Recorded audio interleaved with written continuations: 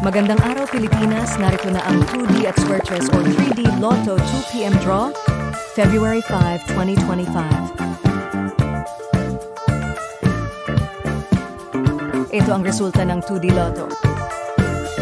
28, 18, in exact order. 2D prizes para sa straight, 4,000 pesos para sa rumble, 2,000 pesos. Ito ang resulta ng Suertes o 3D Lotto. 8, 7, 2, in exact order. 3D prizes para sa straight 4,500 pesos, para sa Rumble 3, 1,500 pesos, at sa Rumble 6, 750 pesos.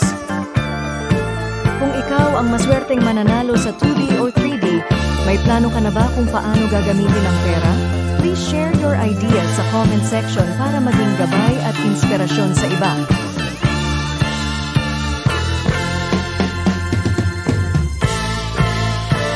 Huwag kalimutang mag-like and subscribe.